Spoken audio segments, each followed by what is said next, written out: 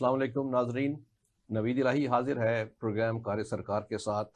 नाजरीन, सियासत और हुकूमत में तग़य्युर और तब्दीली के मौसम की आमद है और मौजूदा हुकूमत की मुद्दत अगस्त में ख़त्म हो रही है, जिसके बाद निगरान सेटअप बन जाएगा और निगरान सेटअप भी आइनी तौर पे 90 दिन का होना चाहिए। इसके अलावा इलेक्शन एक्ट में तब्दीलियाँ की गई हैं, जिसके सियासत और हुकूमत और इंतखाबात पे असरात मुरतब होंगे। इनके साथ साथ हम देख रहे हैं कि रफ्ता रफ्ता महंगाई और भूख के इंडेक्स में भी इजाफा होता जा रहा है। इन अहम बातों पे, इश्यूज़ पे बात करने के लिए आज हमारे साथ हैं स्टूडियो में इकबाल शाहिद साहब, मारूफ सहाफ़ी और एंकर, खुर्रम असलम खान साहब, साबका ब्यूरोक्रेट हैं और तजियाकार हैं। Welcome to the show. पहले मैं इकबाल साहब से ये जानना चाहूँगा कि अगस्त में हुकूमत ख़त्म हो रही है और निगरान हुकूमत आ जाएगी, तो इसमें दो सवाल जो हैं वो अहम हैं जिस पे हमें डिस्कशन करनी ज़रूरी है कि एक तो ये कि इस निगरान हुकूमत का ये जो एक बीच में नया तरीक़ाकार इख्तियार किया गया है, बिद्दत इख्तियार की गई है, इसकी क्या जवाज़ है और क्या ज़रूरत है इसकी? क्या जो हुकूमत वक्त है उस पर इतना एतमाद नहीं कि वो इलेक्शंस तक अपना मुद्दत पूरी करें और इलेक्शन करवा दें, क्योंकि वो तो इलेक्शन कमीशन ऑफ पाकिस्तान ने इलेक्शन करवाने होते हैं। और उसके बाद हम डिस्कशन करेंगे कि अब ये जो केयर टेकर गवर्नमेंट आएगी, निगरान हुकूमत आएगी, उसका हुमा किसके सर पे बैठेगी और कौन निगरान वज़ीर आज़म होगा, कौन सी कैबिनेट होगी, इस पर बहुत चेमगोइयाँ हो रही हैं, इस पर बात करेंगे। तो पहले ही मैं ये बात जानना चाहूँगा इकबाल साहब कि ये क्या ज़रूरत है निगरान हुकूमत की? बिल्कुल सर, मैं आपके ख्याल से मुत्तफिक हूँ, बल्कि आपने सवाल में ही जवाब दे दिया है। पूरी दुनिया में सिटिंग गवर्नमेंट की होते हुए इलेक्शन होते हैं, चाहे अमेरिका हो, इंडिया इवन देन हो। ये पाकिस्तान में इंटरिम गवर्नमेंट का जो एक फ़लसफ़ा है, किसी समझ आने वाला नहीं है। क्यों किया गया, ये गलत सवाल है, लेकिन वजह यह है कि जब आप सारे अमेंडमेंट्स कर रहे हैं और आइन को आप तहस नहस कर रहे हैं, तो ये एक मुस्बत चीज़ भी कर लेते। बल्कि मैं समझता हूँ कि जिस वक्त आपको याद होगा कि इकनॉमिक रिवाइवल के तौर पर जब IMF आपको 1 बिलियन दे रहा था, और उसमें ये था कि अगला जो 1 बिलियन है वो हम इंटरिम गवर्नमेंट को देंगे, फिर उसका एक और बिलियन जो है वो नेक्स्ट गवर्नमेंट जो भी आएगी। उसी वक्त मियाँ प्राइम मिनिस्टर की आप बात देखें, उनके बयान देखें, उन्होंने 7 साल मंसूबे का एक पेश किया था खाका, जिसके तहत एक इकनॉमिक रिवाइवल के तौर पर एक शुबा बना, जो उसके नीचे एपेक के इजलास होते रहे, जिसमें आर्मी चीफ बाकायदा एक मेंबर है। अच्छा, उसमें ये पाकिस्तान की तारीख में जिस तरह कई चीज़ें नई हैं और अनहोनी हैं, उसमें ये था कि एपेक में जो मिनिस्ट्रीज वन विंडो में काम करेंगी, वो मिनिस्ट्रीज में नुमाइंदगी होगी, यानी जो स्टेक होल्डर हमारी इस्टेब्लिशमेंट है आर्मी चीफ की वजह से, क्योंकि वन विंडो में उनको फैसिलिटेट करना और मॉनिटर करना, फिर चीज़ों को लेके चलना, जिस तरह UAE है, सऊदी अरब है, ये इन्वेस्टर जो आ रहे हैं जिसके साथ आपने इकनॉमिक रिवाइवल किया है। फिर ये है कि जो स्पेशल इन्वेस्टमेंट फैसिलिटेशन कमेटी बनाई गई, वो भी इसीलिए बनाई गई, और उसमें भी आर्मी चीफ मौजूद है, और चीफ अपना प्राइम मिनिस्टर ने कहा कि IMF हो या UAE हो या सऊदी अरब हो, वो सारी जो पैसे हैं जो हमें इमदाद दी गई, ये सिर्फ और सिर्फ आर्मी चीफ की गारंटी या उनकी मेहनत का नतीजा है। और फिर आपने देखा कि उसके बाद आगे बात चलती रही। इस वक्त भी जो सवाल तो मदूद नहीं है, ये काफ़ी खुला है। आपने कभी कहा, एक फिक्रा बोला कि 8 तारीख को ये हुकूमत ख़त्म हो रही है। 8 तारीख हुकूमत ख़त्म नहीं हो रही, सिर्फ वज़ीर आज़म का फेस बदल रहा है। आप देखिए, जो दुबई में मुलाकात हुई थी, फिर उसके बाद लाहौर में, ये तो एक वैसे दूसरा पहलू है ना, हकीकत में मबनी भी है, दूसरा पहलू है, लेकिन ये जो पहलू है निगरान हुकूमत के आने का, उस पर खुर्रम साहब ये इख्तरा और ये बिद्दत कब इंट्रोड्यूस हुई, क्या और कौन से ममालिक हैं जहाँ पे ये इस तरह का मौजूद है ये वाला सिस्टम जो है? देखिए, पाकिस्तान में जो निगरान हुकूमत है, ये तो इवॉल्व हुआ हमारे कॉन्स्टिट्यूशन में for some peculiar reasons and circumstances. हमारे जो पहले जो दसातीर थे, जो कॉन्स्टिट्यूशन से पहला 1935 का act, government of India act, उसको हमने तो अडेप्ट किया। उसके बाद 56 का कॉन्स्टिट्यूशन आया, तो उसमें कोई केयर टेकर गवर्नमेंट की प्रोविजन नहीं थी, हत्ता कि वो 73 के कॉन्स्टिट्यूशन में भी नहीं थी, ओरिजिनल जो था।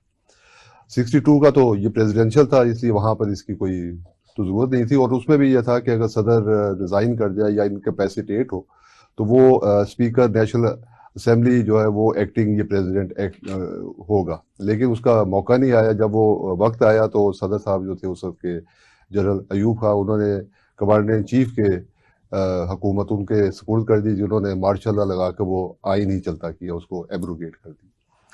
अच्छा, ये जब आया तो केयर टेकर का कब आया? ये आया जब 88 में ज़ियाउल हक साहब ने असेंबली को बर्खास्त किया।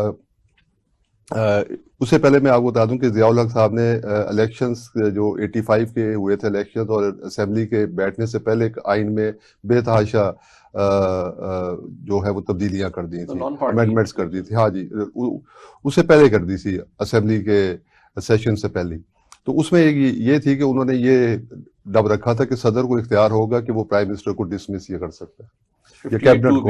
नहीं 58 भी नहीं, उससे अलग थी कि वो सदर को। जब वो असेंबली आई तो उन्होंने फिर जब 8th अमेंडमेंट उसको कवर दिया, लीगल दिया सारे मार्शल लॉ के पीरियड को और उनके जो एक्शन थे, तो उसमें उन्होंने फिर इसको कंडीशनल ये कर दिया कि सदर कैबिनेट को डिसमिस नहीं कर सकेगा, वो उसको असेंबली को डिसॉल्व करना पड़ेगा, और वो फिर 58(2)B के तहत है।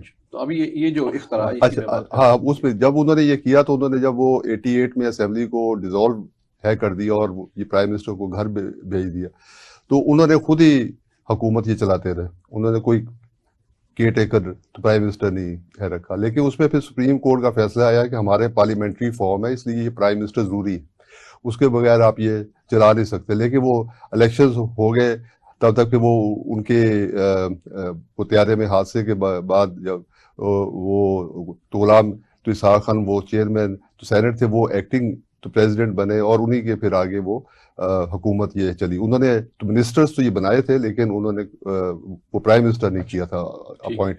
लेकिन वो फिर मैं आपको इस पे बता, वो फिर जब 1990 में जब हुकूमत को डिसमिस है किया गया, तो तब पहली बार केयर टेकर तो प्राइम मिनिस्टर आए, और वो थे गुलाम मुस्तफ़ा हजतोई। और ये इसलिए होता था क्योंकि 58(2)B के तहत वो जो सिटिंग जो प्राइम मिनिस्टर आइन में अमेंडमेंट की गई इस प्रोविजन के लिए। हाँ जी हाँ, यानी 1990 में पहली दफा हाँ जी ये अमेंडमेंट की। और ये और ममालिक में भी ऐसा है? हाँ जी, उसमें और हम इसमें जाते हैं तो ये एक्सपेरिमेंट ये बांग्लादेश में हुआ 2007 से लेकर हुआ शुरू। उन्होंने 3, यानी हमारे से सीखा उन्होंने। हाँ, उन्होंने 3 नव इलेक्शंस करवाए, क्योंकि वहां पर वो पार्टी सी वो आपस में काफी एक दूसरे को इल्जाम देती थी कि इलेक्शंस जो है वो ट्रांसपेरेंट नहीं होते, फेयर नहीं होते, और वो असरअंदाज होते। लेकिन 2011 में उन्होंने ये they have done away with it तो इकबाल साहब, इसका मतलब ये है कि इसकी रूह तो ये है कि शायद जो केयर टेकर गवर्नमेंट आए वो एक फेयर इलेक्शन की जामिन होगी। और अगर कोई हमारा जो अपना ये तजर्बा रहा या ख्याल रहा, जैसे खुर्रम साहब फरमा रहे हैं कि उस दौरान ये समझा जाता था कि जो भी गवर्नमेंट सिटिंग गवर्नमेंट इलेक्शन कराएगी तो टिल्ट उनकी तरफ होगा, इदारे उनकी तरफ देखेंगे, और लोग भी एक तासुर लेंगे कि ये पावर में है, शायद यही दोबारा पावर में आ जाए। तो उसको न्यूट्रल एक लुक देने के लिए केयर टेकर गवर्नमेंट का कॉन्सेप्ट ले आए बीच में। तो ये क्या आप समझते हैं कि ये अपना जिसकी वजह से ये लाया गया वो तकाजे पूरे कर रही है केयर टेकर गवर्नमेंट का कॉन्सेप्ट जो है? ये बल्कि जो आइन 1973 के खालिक थे जुल्फ़िकार अली भुट्टो, इवन उनके दौर में भी इलेक्शन जो है सिटिंग प्राइम मिनिस्टर के तौर पर ही हुए, क्योंकि इलेक्शन कमिश्नर पाकिस्तान के पास ही सारी पावर इलेक्शन करवाना होता है। ये असल में पाकिस्तान में जो अब सियासी बलूगत नहीं आई, वरना जो इंटरम पीरियड होता है उसको तो वॉच और मॉनिटर करता है इलेक्शन कमिश्नर पाकिस्तान। और पूरी दुनिया में आपने देखा कि इंडिया में इतना ताकतवर इलेक्शन कमिश्नर है कि ये किसी छोटी से छोटी वायलेशन के ऊपर भी वो उस मेंबर को इलेक्शन लड़ने से रोक सकता। पाकिस्तान में हम एक्सपेरिमेंट से गुजरते रहते हैं, कभी कुछ करते हैं वो गलत हो जाता है, कभी कुछ करते हैं। इवन आपने देखा कि सदर मुशर्रफ तक के दौर में इतनी ज़्यादा इख्तियारात मियां नवाज शरीफ साहब को जब उन्होंने सदर मुशर्रफ ने डिसमिस किया कि टेक ओवर किया, तो फिर उन्होंने अपनी मर्जी से कहा कि आप अमेंडमेंट तरमीम भी कर सकते हैं, आइन में पूरी तरमीम कर सकते हैं, 3 साल के लिए आप जो मर्जी करें। तो ये अलमिया तो है। सिविलाइज मुल्कों में जो या 75 साल हो गए, हमें कुछ सोचना चाहिए था। मैं तो समझता हूं एक तो पैसे का ज़िया है, दूसरा जब कोई इंटरम आदमी आता है तो इस पाकिस्तान में उस पर भी आज तक ऐसा तो कोई नहीं है जिस पर उंगली ना उठाई गई हो। इसलिए ज़रूरी था कि जब ये अमेंडमेंट अभी पिछले दिनों बड़ी हैवी, यानी इलेक्शन जो एक्ट 2017 को अमेंड किया गया, 54 की गई है उसमें तरमीम, तो ये भी कर लेते, कोई हर्ज नहीं था। अच्छा, अब भी एलिगेशन से तो जाहिर है कैसे बंदा बच सकता है। अभी ये इसमें हमारी इल्मी और तारीखी इस पे बहस तो हो गई कि ये कब आया और क्यों आया और इसके मुहर्रकात क्या थी और हम इससे क्या तवक्को करते थे। अब इन्फॉर्मेशन क्या है, क्योंकि मैं ये जानना चाहूँगा, क्योंकि नाम आ रहा है इसहाक डार साहब का भी, हफीज़ शेख साहब भी काफ़ी महीनों से बैठे हुए हैं इस्लामाबाद में, तो आपका क्या इत्तला है कि कौन निगरान वज़ीर आज़म बनेगा? देखिए, बात जो अगर मुझसे पूछ रहे हैं तो मैं ये कहूँगा कि ये फीलर फेंके जाते हैं। फैसले तो हो चुके, फैसले तो दुबई में यहाँ तक हो चुके कि चीफ सेक्रेटरी कौन लगेगा, किसका किस सूबे में लगेगा। आप देखें कि सिंध में अगर तो 10-12 दिन की हुकूमत ही है तो वहाँ अपोजिशन लीडर को रातों रात बदलने की जरूरत क्या थी? फिर कहते हैं क्वेश्चन को उठाया जाता है। वजह यह कि क्या जरूरत थी, अगर आप ट्रांसपेरेंट इलेक्शन करवाते हैं और आपकी फॉलोइंग भी है तो चाहिए तो ये था कि अवाम के एतमाद के लिए आपको वहाँ रिप्लेस भी कोई नहीं कर रहा, यानी पीपल पार्टी की वहाँ भारी आप कह सकते हैं कि उसको खतरा भी कोई नहीं। लेकिन आपने फिर इतने दिनों से पहले अपोजिशन लीडर बदल दिया कि कौन सा वज़ीर आला लाना चाहते हैं। और फेडरल में तो ये साबित हो चुका है कि इस वक्त जो सूरत होगी, और आपने देखा कि इस वक्त प्राइम मिनिस्टर ऑफ पाकिस्तान यानी वो मेगा प्रोजेक्ट्स का इफ्तिताह बिला वजह तो नहीं कर रहे। फिर जो 2017 की अमेंडमेंट हुई उसमें खास बात यह है, जो पाकिस्तान नहीं पूरी दुनिया की तारीख में ऐसा नहीं है कि कोई इंटरम सेटअप के तौर पर वो मुआहदे दो अफ्रीकी से अफ्रीकी भी कर सकेंगे। और ये जो इस वक्त आपको पता है कि बिलियन रुपए के जो मेगा प्रोजेक्ट्स हैं, अगर कोई वज़ीर आज़म उसका इफ्तिताह करता है तो क्या इसे प्री पोल रिगिंग नहीं आप कह सकते? क्या इलेक्शन कंपेन नहीं कह सकते? आज वज़ीर आला बलूचिस्तान ने कहा जी मैंने ग्वादर में नहीं आना। नहीं तो वो कह रहे हैं जी कि कॉन्टिन्यूटी की बहुत ज़रूरत है, ख़ास तौर पे जो पैसा कहाँ है मुझे बताइए। और जो इकोनॉमिक प्लान्स बनाए हैं और बाकी जो प्लान इस वक्त तो समझते हैं कि अभी अभी जो है IMF से आपको मिले हैं, बाकी मुल्कों से मिल गए हैं, चाइना ने भी डिपॉजिट कंटिन्यू करने का कह दिया 1 बिलियन का। तो ये एक कंटिन्यूटी तो चाहते हैं इसमें, कहते हैं इन 3 महीनों में ये कंटिन्यूटी करने के लिए ज़रूरी है कि एक कंसेंसस कैंडिडेट जो है वो प्राइम मिनिस्टर बने। तो उस पर इसहाक डार साहब का नाम आ रहा है, हफीज़ शेख साहब भी हमेशा इस तरह के चोर दरवाज़ों से आते हैं तो वो भी बैठे हुए हैं। तो इस पे आप क्या समझते हैं, क्या इत्तला क्या है? देखिए ये जो है ना केयर टेकर जो गवर्नमेंट का है, ये 18th अमेंडमेंट में फिर इसको मॉडिफाई किया गया। चले वो तो हो गया, अब इस पे मैं पूछना चाह रहा हूँ कि इस पे अभी इन्फॉर्मेशन क्या है? मैं वही बता रहा हूँ, उसमें आ गया कि कंसल्टेशन होगी लीडर ऑफ द हाउस और लीडर ऑफ ऑपोजिशन की।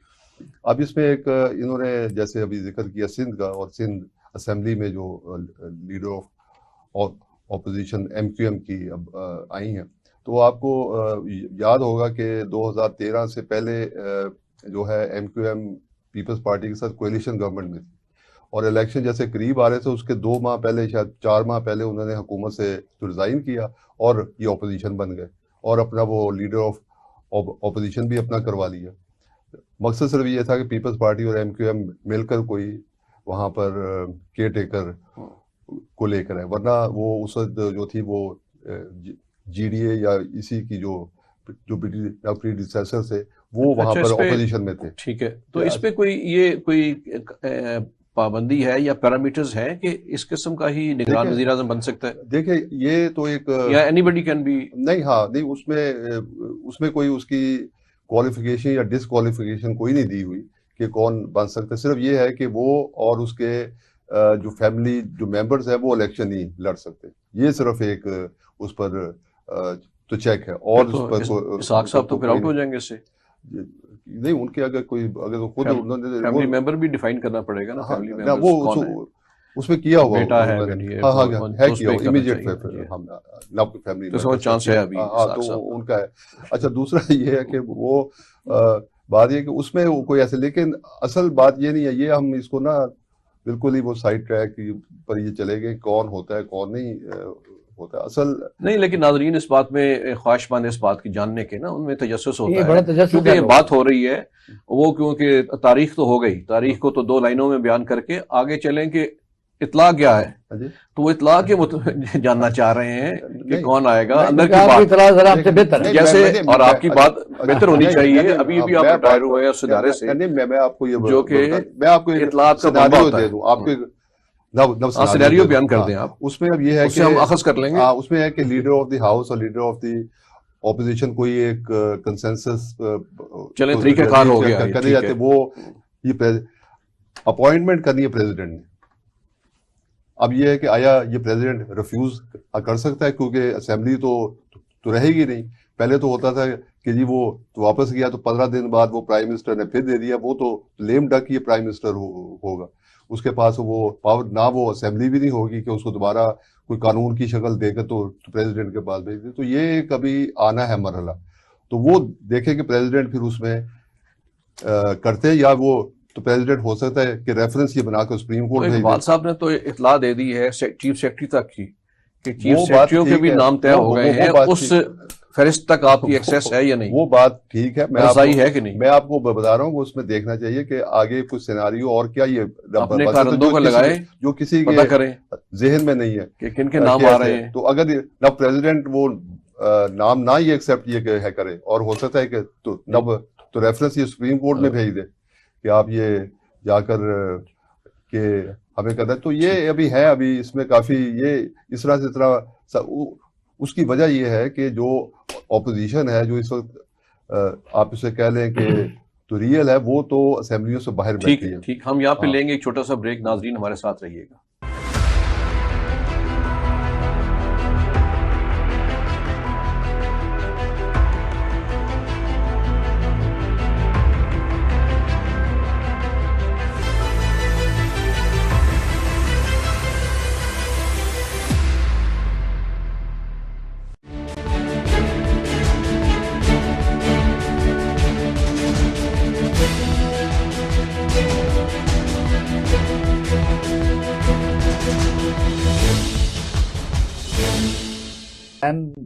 क्या कहते हैं, प्रपोजेज और गॉड डिस्पोजेज। लेकिन आपने देखा होगा कि जब हम कहते हैं कि नेक्स्ट वज़ीर आज़म कौन होगा, तो वज़ीर आज़म जो है वो मेरी नज़र में बलूचिस्तान से आएगा, क्योंकि सियासी आदमी आएगा। देखिए वज़ीर आज़म एक सेरेमोनियल होगा, उसकी मिसाल आप देख सकते हैं गुलाम मुस्तफा जतोई साहब के ज़माने का, वो सारा मुझे पता है। इवन डिप्टी कमिश्नर की ट्रांसफ़र भी लाहौर ही से होती थी। वो सिर्फ एक शौक होता है उन लोगों का जो लेके आते हैं। अब अभी खुर्रम साहब ने कहा ये अपोजिशन लीडर, इन्होंने बाकायदा आइडियल बातें की हैं। लेकिन अपोजिशन लीडर राजा रियाज है, तो उसको तो पूछ लेंगे तभी ठीक है, कह देंगे तभी ठीक है। आप देखें कि यहाँ सियासतदान है पुराने, जितने मर्जी बेशक 200 साल पुराने हों, लेकिन वजह यह है कि उनकी जो इखलाकी है वो आपके सामने अधूरी असम्बली है।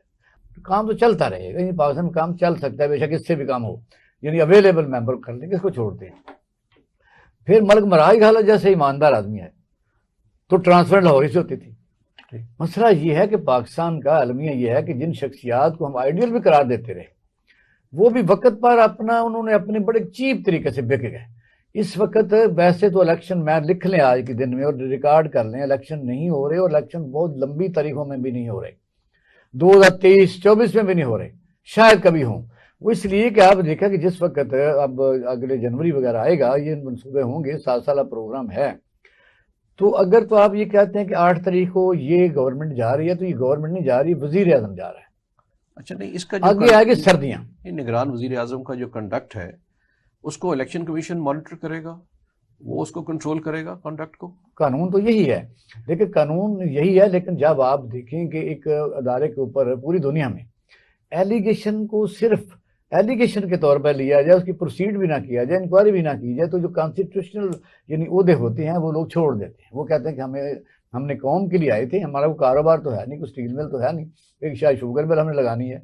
वो लोग इखलाकी तौर पर बर्तरी के तौर पर अपने आप को हट जाते हैं, यहाँ जिद बना लेते हैं कि मैंने केस मैं नहीं सुनना, ये इलेक्शन मैंने ही करवाने हैं, बेशक मुझे गालियाँ पड़ती रहें। इस वक्त पाकिस्तान का जो सिस्टम सारा, मैं बात करना चाहूँगा, ये जो गालियाँ निकालने का तरीक़ाकार शुरू किया गया और सरकारी अफसरान को दबाव में लाने के लिए ये 2014 से एक ये जो बहुत ही बदनुमा अगली एक ट्रेडिशन शुरू की गई कि गालियाँ निकालें, फिर आपके जो फॉलोअर्स हैं वो गालियाँ निकालें, सोशल मीडिया का दौर है उस पर आप गालियाँ निकालें ताकि दूसरा हाथ जोड़ के चला जाए। تو یہ طرح تو پھر ادارے تو کوئی بھی کمزور بھی ہو جائیں گے اور دفن بھی ہو جائیں گے. ایسی کوئی اپریشیٹ ہی نہیں کرتا. لیکن جب ایمانداری ذوالفقار بھٹو صاحب کے زمانے میں تھی, وہ خود وزیر اعظم تھے, تو انٹرفیرنس اس کو کہہ لیں یا کچھ بھی مانیٹرنگ کہہ لیں, اس وقت پاکستان پیپل پارٹی کے جو لوگ تھے ان پر یہ اعتراضات آتے تھے کہ وہ میز کے اوپر چڑھ جاتے تھے. یہ پرانی بات ہے. اس وقت میں دعوے سے کہتا ہوں کہ ہم سب لوگ ریٹائر ایک سرکاری افسر ہیں. میں کسی دفتر میں بالکل میں چلا جاتا ہوں, آپ چلے جائیں, اور واپسی میں گالیاں نکالتے ہی آئیں گے. مثلا کسی بندے کا پتر وہاں کو مل جائے تو بڑی خوش قسم کی بات ہے. نہیں تو گالیوں سے یہ کام ٹھیک ہو جائے گا. نہیں, اور دوسری بات نظام صحیح کر. نہیں, گالیاں اس لیے نہیں نکالی جا رہی کہ وہ نظام ٹھیک کرنا چاہ رہے ہیں. گالیاں اس لیے نکالی جا رہی تھیں کہ میرے حق میں فیصلے کیے غلط ہے. وہ تو ایسا کوئی اپریشیٹ تو نہیں کرتا. یہ جو ایک غلط ٹریڈیشن ڈالی گئی ہے کہ ان کا خیال ہے کہ اس طرح کنٹرول کیا جائے گا اداروں کو, یعنی چیف الیکشن کمشنر سے لے کے آئی جی تک سے لے کے خاتون جج تک کوئی پبلک ان کی جو ویٹوکریٹو بیہیویئر ہے اس سے نہیں بچ سکا. تو کیا اس سے ادارے مضبوط ہوں گے, کوئی اصلاح ہوگی, یا وہ ریئیکٹ کرنا شروع کریں گے؟ اور آپ دیکھ ہی رہے ہیں کہ اس کا نقصان کیا ہوا ہے کہ بالکل انتشار پھیل گیا اور جو کرنے والے ہیں وہ بھی تحت ہونا شروع ہو گئے. دیکھیں یہ جو ہے نا, یہ سوسائٹی میں جو ہے نا ایگریسونیس ہے اور انٹالرنس ہے, یہ پیدا کی گئی ہے نہیں انٹالرنس. یہ پرویسو ہے کہ آپ کسی ایک خاص جماعت, وہ ہو سکتا ہے اس نے وہ بہت زیادہ اس کو اس میں وہ آگے تو چلے گئے ہوں, بس وہی ہوتا ہے حدود جب آپ پار کرتے ہیں لیکن کر یہ نقصان ہوتا ہے نا جی. لیکن کر یہ سبھی رہے. یہاں پر وہ بھی ایسی جو جماعتیں ہیں جو اب نہ حکومت میں ہے, وہ بھی کہتی تھی ہم نہ وہ دھرنا دیں گے, گھراؤ دیں گے. جب ان کو نیب کے نوٹس گئے, میں گالی گلوچ پہ کہہ رہا ہوں, جو بائی نیم جو آپ کر رہے ہیں, پھر یہ کہا کہ اس سے نقصان ہوتا ہے اداروں کو. ہم یہ سڑکوں پہ گھسیٹیں گے, اعتماد جو ہے سرکاری یہ بھی باتیں کی گئی. تو یہ پرویسو ہماری پوری پولیٹیکل یہ تو کلاس میں انفارچونیٹ ہے, ایسے نہیں ہونا چاہیے. لیکن یہ خاص جس کی طرف آپ اشارہ کر رہے, وہ بالکل ہی بہت زیادہ وہ ایگریسو ہو گئے, اور انہوں نے کوئی تمیز ہی روا نہیں ہے رکھی کہ اس کو ایک آپ کرٹیسزم بھی تو کرتے ہیں تو وہ بھی کسی خاص یہ پیرائی میں کرتے ہیں, نہ کہ مہذب انداز میں. اچھا, یہ آپ بتائیے کہ جو سیکشن 58 ہے الیکشن ایکٹ کا, جس کو انہوں نے ابھی چینج کیا شیڈیول کے لیے اور ڈیٹ دینے کی پاور کرنے کے لیے, ظاہر ہے کہ یہ ابھی قومی اسمبلی سے بھی ہو گیا ہے, سینٹ سے بھی ہو گیا ہے, اور صادق سنجرانی صاحب اس کو اپروو کر دیں گے. تو اس کا کیا امپیکٹ ہوگا؟ یہ جو شیڈیول دینے کا اور ڈیٹ دینے کا اختیار صرف الیکشن کمیشن کو مل گیا ہے, صدر از آؤٹ آف اٹ. ٹھیک ہے, وہ الیکشن کمیشن کو اس کا اختیار میں مل گیا, صدر کا اس میں نہیں رہا. یہ پہلے گورنرز کا بھی تھا کہ پروونشل اسمبلی کی حد تک وہ گورنرز نے ڈیٹ یہ تو دینی ہوتی تھی, اور نیشنل اسمبلی کے الیکشنز کے لیے صدر نے. تو وہ اب اس میں سے ختم. لیکن اس میں اب یہ ہے کہ اب اس کا یہ کئی نو توجیہات پیش کریں جی, یہ وہ 90 ڈیز یا 60 ڈیز سے بھی آگے چلا جائے گا کہ اس میں آئین میں ایسے, یہ بات نہیں ہے. وہ جو ہے نا ڈیٹ ہے کرنا, وہ اگر اسٹرکٹلی نہ اسپیکنگ وہ within that constitutional provision ہی ہوگی. اب یا تو ہے کہ, لیکن اگر اس سے یہ سمجھا جائے کہ یہ سپریم کورٹ سے کوئی پاور لے لیں گے, تو وہ بھی کوئی میرا خیال ہے کوئی ایسی نہیں ہے بات. وہ سپریم کورٹ بھی 90 ڈیز یا 60 ڈیز کو امپلیمنٹ کروا سکتی ہے. لیکن یہ ٹھیک ہے کہ اس کی ابھی ہے کہ وہ کب ڈیٹ دیتے ہو. ظاہر ہے وہ ساری نیشنل اور یہ پروونشل اسمبلیز کا ایک دن میں کروائیں گے, اور ڈیٹ اب چیف الیکشن کمیشنر کو ہی دینی چاہیے تاکہ, اور جیسے پہلے کہا گیا نا, یہاں پہ یہ ڈیولپمنٹ یہ پروجیکٹس کا اناؤنسمنٹ ہو رہی ہے یا ان کی انوگریشنز ہو رہی ہیں, تو وہ اس میں ہے کہ یہ جب تک الیکشن کا نوٹیفیکیشن نہیں ہوتا تب تک یہ چیزیں یہ غیر آئینی نہیں ہے. اچھا, یہ غیر قانونی ہے. ٹھیک ہے, بہت شکریہ. میں یہ جاننا چاہوں گا اقبال صاحب, یہ دیکھیے کہ اب یہ ساری ہم سیاسی اور آئینی سرگرمیوں میں, اور اس کے ابھی کیا ہوگا, سب کی نظریں اس طرف لگی ہوئی ہیں. رپورٹ آئی ہے کہ ہنگر انڈیکس میں پاکستان 99 پوزیشن پہ چلا گیا. یعنی اس میں کوئی خوش ہونے کی بات نہیں کہ انڈیا بھی قریب قریب ہے, یہ کوئی تسلی کی بات نہیں ہمارے لیے, کوئی کمپیریزن کی بات نہیں ہے. اور ودن اس سے پہلے بھی حالت اچھی نہیں تھی. 2020 میں یہ 88 پوزیشن میں تھا, اب 99 پوزیشن پہ چلا گیا ہے. مہنگائی جو ہے وہ آسمان کو چھو رہی ہے. آپ دیکھیں کہ بجلی کے نرخ کام پہنچا دیے گئے ہیں، اور ظاہر ہے کہ وہ آئی ایم ایف سے ڈیل کے نتیجے میں ہی سب کچھ ہو رہا ہے. تو اس کو ہم کیسے قابو پائیں گے؟ ایک تو جو گرین ریولوشن کے لیے جو تگ و دو کی جا رہی ہے، کیا وہ اس میں انیشیٹو جو ہے وہ اس میں آپ سمجھتے ہیں کہ وہ ہمارا جو فوڈ سیکیورٹی کے لیے معاون ثابت ہوگا، اور اس کے کیا اس کے نتائج ہوں گے؟ اچھا، ون لائن میں خرم صاحب کے جواب میں ایڈ کرنا چاہوں گا. یہ کاش ایسا ہوتا کہ جب آدمی صدر بن جاتا ہے، وزیر اعظم بن جاتا ہے، تو وہ اپنی پارٹی سے اوپر سوچے.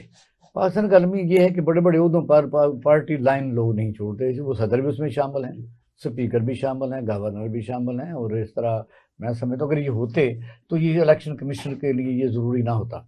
اور آئندہ آپ دیکھیں گے کہ کوئی پارٹی آئے گی وہ اس کو امینڈ کرے گی. یعنی آئندہ سچویشن یہ ہے کہ انسان خود جس عہدے پر پہنچتے ہیں اس کا احترام کریں. آگے آتے ہیں کہ یہ فوڈ جو اس وقت گرین انیشیٹو ہے یہ بہت خوبصورت ہے. میں سمجھتا ہوں کہ اس وقت سارے لوگ جو کہتے ہیں کہ پاکستان ایک زرعی ملک ہے، وہ زرعی ملک ہے. اس وقت آج کی خبر یہ ہے کہ، اور وزیر اعظم کا یہ بیان ہے کہ بنگلہ دیش پوری دنیا میں کاٹن کا سب سے بڑا ایکسپورٹر بن گیا ہے. ہمارے پاس بھی ایسا ہی تھا، لیکن آپ نے دیکھا کہ ہمارے سابقہ حکمرانوں نے کاٹن کے علاقوں میں شوگر ملیں لگا لی. اب یہ جو فوج کے ساتھ مل کے ہم 10 لاکھ یا 15 لاکھ ایکڑ کی کارپوریٹ فارمنگ کر رہے ہیں، یہ اس طرف کی بڑا اچھا قدم ہے، بہت زبردست ہے. لیکن یہ کہ ہمارے پاس اس کو بڑی جلدی اگر ہم اس کے رزلٹ لینا چاہیں تو وہ ابھی لمبا کام ہے.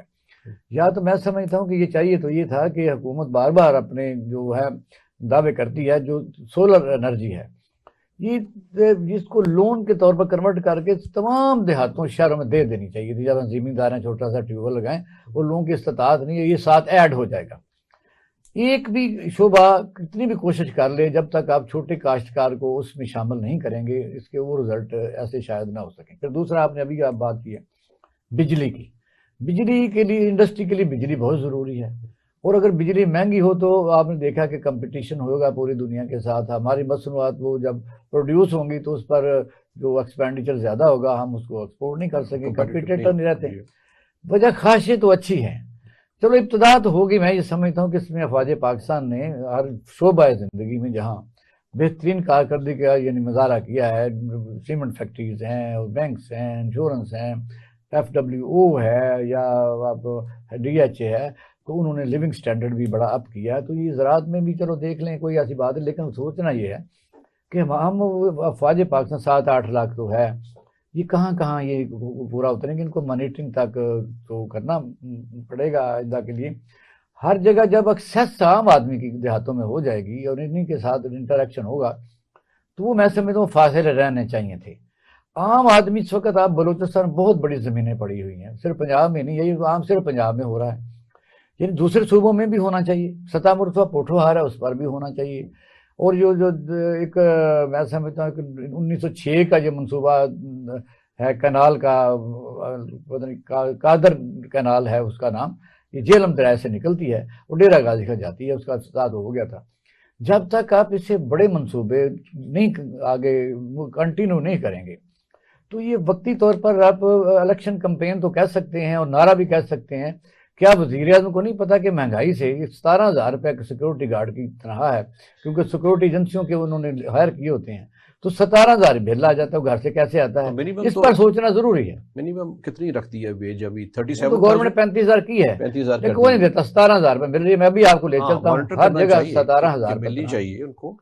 تو وجہ یہ 17,000 بل آتا ہے. یہ اس طرح خوابوں میں نہیں رہنا پڑے. لوگ میگا پروجیکٹس کو لوگوں نے چاٹنا ہے، بڑے بڑے سڑک پول. آج وزیر اعظم گوادر میں گئے ہیں، مجھے بتائیے کہ یہ جب نوٹیفیکیشن آپ کر دیں، جو بھی ریلیف آپ نے دیا سارے صوبے اس میں متعلقہ ادارے ڈسٹریبیوٹ کر دیں. ذاتی بھی میں بتانا چاہوں گا، میں ایک بیدیا میں ہیر گاؤں میں ایک فری اسکول بچوں کے لیے چلا رہا ہوں. اس کو آج کل چھٹیاں ہیں اور ایک ماہ میں 17,000 اس کا بل آ گیا بند کا.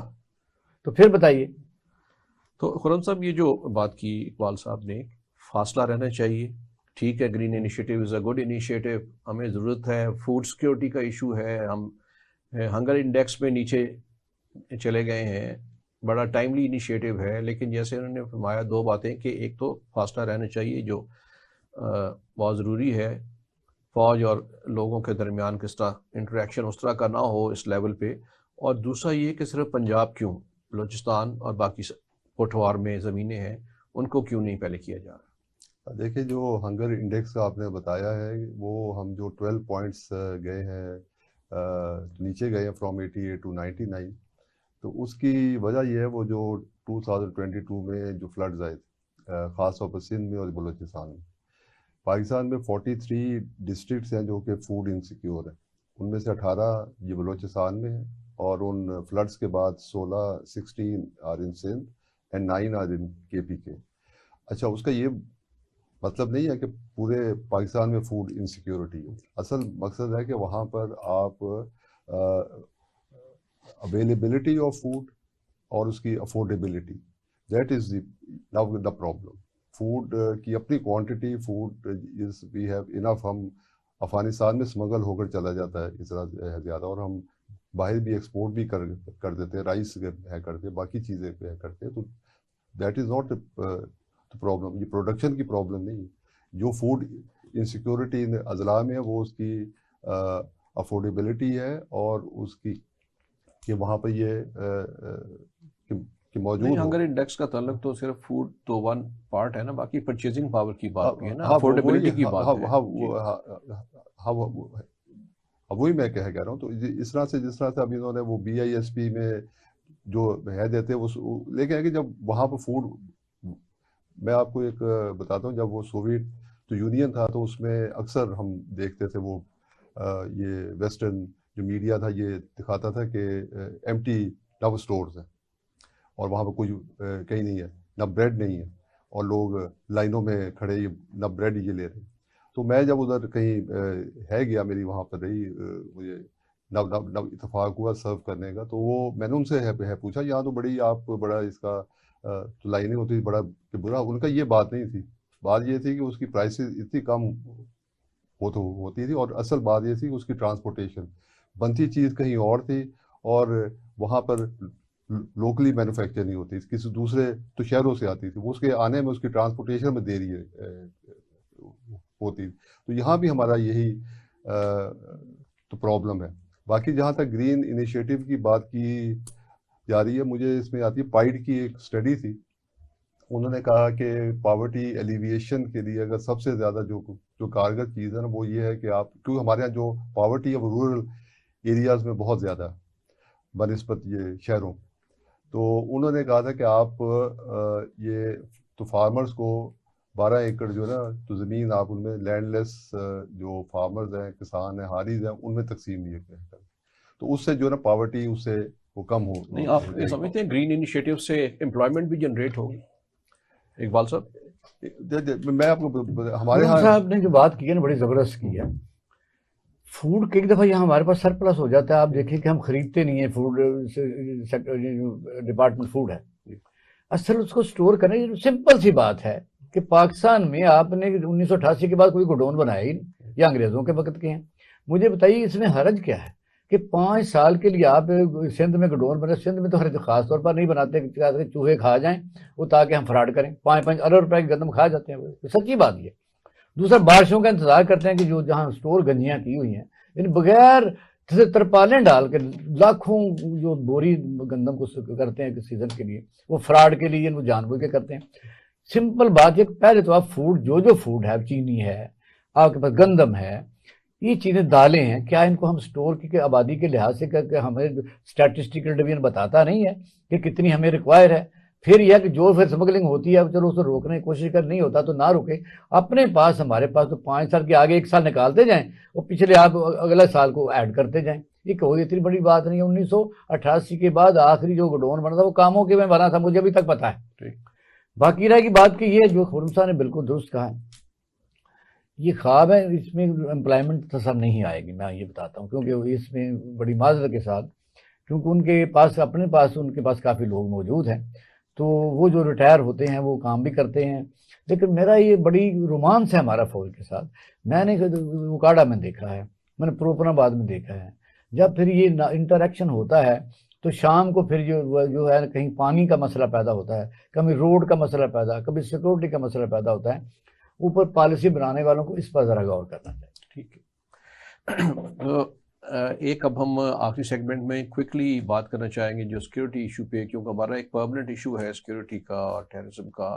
2 روز پہلے جمرود میں ایک مسجد کے اوپر خودکش حملہ ہوا ہے، اور بڑے یہ عرصے کے بعد یہ خودکش حملے جو ہیں دوبارہ وہاں پہ شروع ہوئے ہیں، ورنہ وہاں پہ فائرنگ کے ذریعے ہی اسٹریٹجی چینج کی تھی، اور وہ عجیب طریقے سے ہوا ہے. پہلی بات ہے مسجد پہ حملہ، اور اس کے اندر کوئی نمازی بھی نہیں تھا، اور اطلاع پہ اس سے سٹرینج یہ تھا کہ ایڈیشنل ایس ایچ او جو بڑی دلیری سے وہاں پر پہنچے، وہ اس نے ساتھ کوئی ان کا بام ڈسپوزل یا باقی نہیں تھا، اور خود گئے، اور کئی فوٹیج بھی آئی ہیں اس کے اوپر، ایک دم وہ بلاسٹ ہوا. تو یہ اس پہ اور تیسری امپورٹنٹ بات یہ ہے کہ اس پہ تحریک طالبان نے تردید کی کہ ہمارا اس سے کوئی لینا دینا نہیں ہے. خرم صاحب یہ کیا ڈیولپمنٹ ہے یہ؟ جی ہاں، وہ ایسے ہے لگتا ہے کہ پولیس کو اطلاع تھی کہ کوئی سسپیکٹ ہے، تو اس کی لیے وہ مسجد میں تھا، تو میرے خیال ان کے آنے پر اسے ڈیٹونیٹ یہ کر دیا، اور وہ خود بھی ہو گیا ہلاک، اور وہ جو پولیس آفیسر تھے ایڈیشنل ایس ایچ او وہ بھی اس میں شہید ہو گئے. تو یہ تو لیکن ہے کہ واقعتاً یہ سوئسائڈ جو یہ بامبر کا ہے، یہ ایک الارمنگ ہے کہ اگر پھر سے یہ سلسلہ شروع ہو گیا تو اس سے پھر ہماری جو سیکیورٹی کے جو مسائل ہیں، ایشوز ہیں، وہ بہت زیادہ بڑھ جائیں گے. اور یہ اگر صرف کے پی کے اور وہ ٹرائبل ڈسٹرکٹس سے پھر آگے بھی یہ آ سکتے ہیں، اسلام آباد، پنجاب، سندھ، کراچی، لاہور تک، تو پھر ہمارے بہت ہی ایگزربیٹ یہ ہو جائیں گے سیکیورٹی کے ایشوز. اب اس میں یہی ہے کہ اب گورنمنٹ نے افغان انٹرم گورنمنٹ کو کافی سخت الفاظ میں ان کو وارن تو کیا ہے، اور یہ رسپانسبلٹی ان کی ہے کہ وہ کسی طرح سے اپنے سوائل جو انہوں نے دوحہ ایگریمنٹ میں کمٹ کیا ہوا ہے کہ وہ اپنے سوائل کو کسی اور ملک کے خلاف استعمال نہیں ہونے دیں گے، اس پر وہ عمل کر کبھی دکھائے. اور پاکستان کے لیکن اس میں ایک وہ طالبان کے عہدیدار کا آیا تھا جی، وہ معاہدہ ہم نے امریکہ کے ساتھ کیا تھا، پاکستان کے ساتھ نہیں نہیں، لیکن وہ تو ان کا خیر بڑا ریڈیکولس بیان تھا، ہاں، کیونکہ لیکن اس کا کلاس 1 ہی یہ کہہ رہا ہے کہ امریکہ اور اس کے الائز، اینڈ وی ہیو بین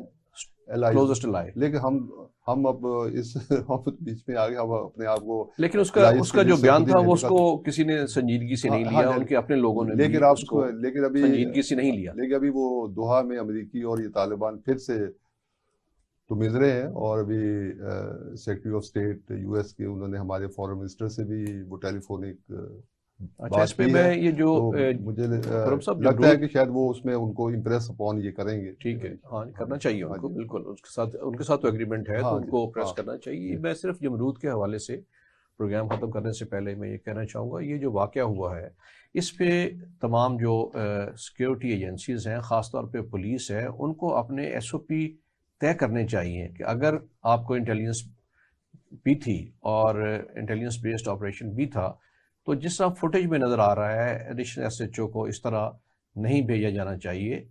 ان کی اپنی دلیری اور بہادری، ان کی اپنی فرض شناسی اپنی جگہ، لیکن ایس او پی طے ہونا چاہیے کہ یہاں پہ بام ڈسپوزل پہلے جائے، اس کو گھیرا ڈالیں، اور اس کے مطابق پہلے چیکنگ کر کے، تاکہ جانوں کا ضیاع نہ ہو. وہ تو ایسی جگہ تھی جہاں گھیرا ڈالیں تو وہ کہیں بھی نہیں جا سکتا تھا. تو اس ایس او پی کو طے کرنا چاہیے، اگر طے ہوئے ہیں تو اس کو امپلیمنٹ کرنا چاہیے. یہ بہت اہم ہے، تاکہ اس سے ہماری جو بہت قیمتی جانیں ہیں سویلینز کی، سیکورٹی فورسز کی، پولیس کی، ان کے ضیاع سے بچا جائے، اور اس سے جو دہشت گرد ہیں ان کے بھی حوصلے بلند ہوتے ہیں. تو ناظرین، اس کے ساتھ ہی آج کے پروگرام کا وقت ختم ہو رہا ہے. میں مہمانان کا شکریہ ادا کرتا ہوں. انشاءاللہ پھر اگلے ہفتے پھر حاضر ہوں گے. تب تک اجازت دیجیے. خدا حافظ.